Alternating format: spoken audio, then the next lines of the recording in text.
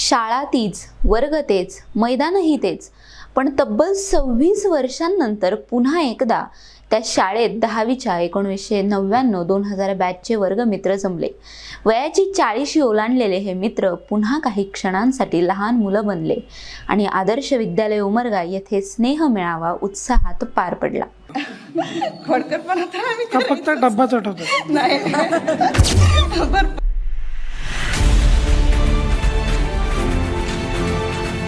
अभ्यास करायचा, काही मस्ती नाही केली. आता असं वाटतं थोडी करायला पाहिजे होती, पण फर्स्ट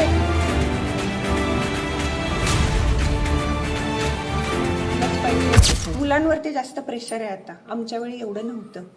मुलं जास्त डिप्रेशनमध्ये जातात मला वाटतं आजकाल. मुलांना त्यांचं जगू द्या. तुम्ही फक्त एक निमित्त आहात, तुमच्या मार्फत मुलं जगात आली आहेत. तुम्ही मालक नाही आहेत त्यांचे. त्यांना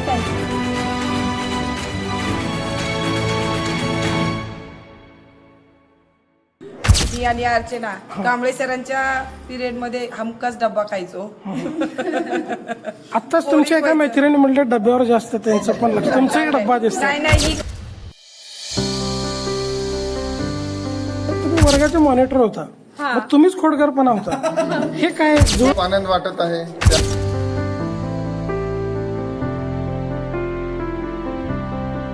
फक्त काय हे आमचे जे नमुने मित्र जे आहेत, मित्र आहेत का नमुने? नमुने म्हणायचं मित्र आहेत, नमुने म्हणे.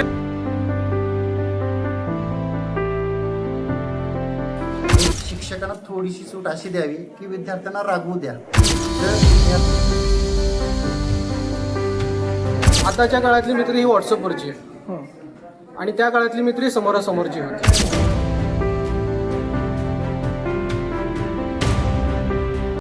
सरस्वती पूजन आणि दीप प्रज्वलनाने कार्यक्रमाची सुरुवात झाली. मुख्याध्यापक शेख SI, माजी मुख्याध्यापक शिवानंद दळगडे, कमलाकर भोसले, विश्वनाथ महाजन, शिवराज औसेकर आणि व्हनाळे सर यांचा शाल, श्रीफळ व स्मृतिचिन्ह देऊन सन्मान करण्यात आला.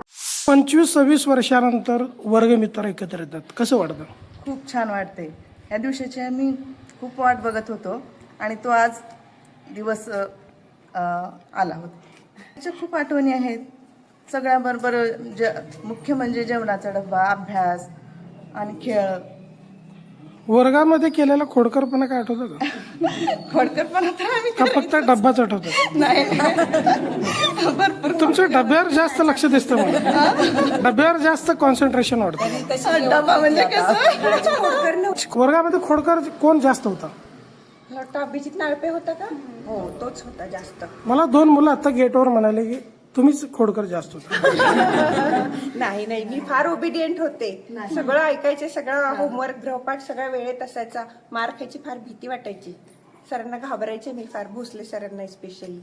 त्याच्यामुळे अभ्यास करायचे. काही मस्ती नाही केली. आता असं वाटतं थोडी करायला पाहिजे होती, पण फर्स्ट बेंचर असल्यामुळे कधी केलीच नाही. राहून गेलं ते करायचं.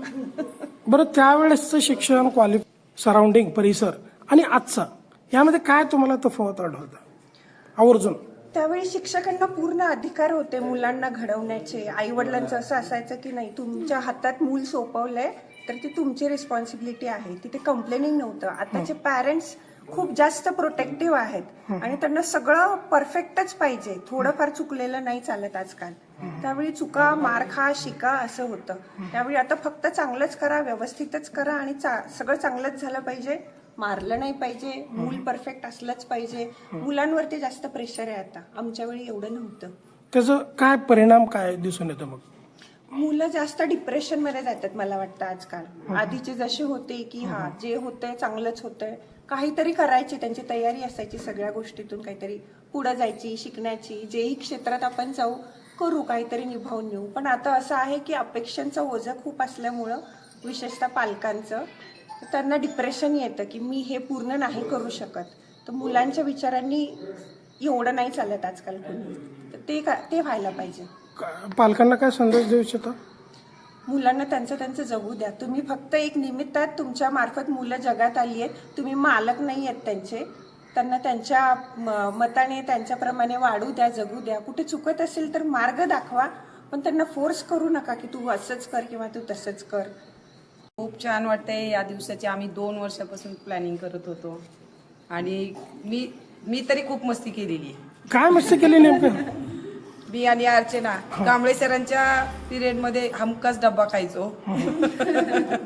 आत्ताच तुमच्या एका मैत्रिणी म्हणले डब्यावर जास्त त्यांचं पण लक्ष, तुमचा एक डब्बा दिसतो. नाही ही खायची, तिला म्हणायची नको काही नको. अच्छा, वर्गातले सर्वात जास्त हुशार तुम्ही आहात असं बरेच जण बोललं. काय राहायचं नाही अभ्यासामध्ये का खोडकरपणामध्ये? नाही दोन्हीमध्ये पण होते मी.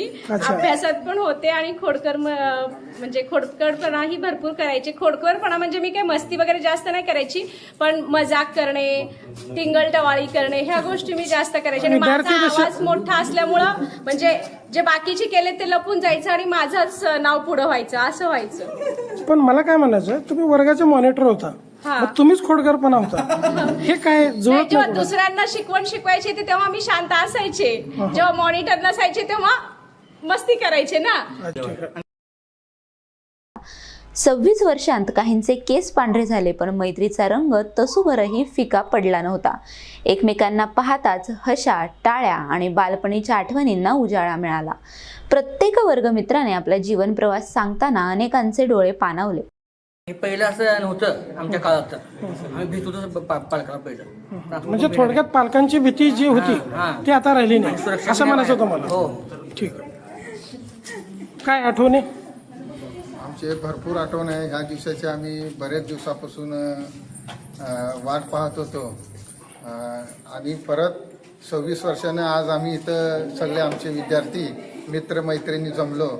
खूप आनंद वाटत आहे. त्या आठवणींचा उजाळा. आठवणीचा उजाळा म्हणजे फक्त काय, हे आमचे जे लोंगळे मित्र जे आहेत, मित्र आहेत का नमुने? नमुने म्हणायचं मित्र आहेत, नमुने म्हणायला चालेल. मित्र जे आहेत त्यांना भेटायचं होतं, सगळे मित्रमैत्रिणी एकत्र यायचं होतं. हेच आमचं उद्देश होतं. भेटू, कोण काय करत आहे, कोण कसं दिसत आहे, कोण कुणाचे किती लेकरं आहेत, काय नाही, हे गेट टुगेदर करण्यासाठी मी इथं आलेलो होतो. हे सगळे भेटून करून आम्हाला इतकं छान वाटलं, इतकं मस्त वाटलं, एकदम मस्त, बेस्ट वाटलं. सनी बाबूराव सगर. मला NTVच्या माध्यमातून पालकांसाठी आजच्या कार्यक्रमाद्वारे एक संदेश द्यायचा आहे की पालकांनी विद्यार्थ्यांसाठी, त्यांच्या मुलांसाठी थोडासा वेळ द्यावा.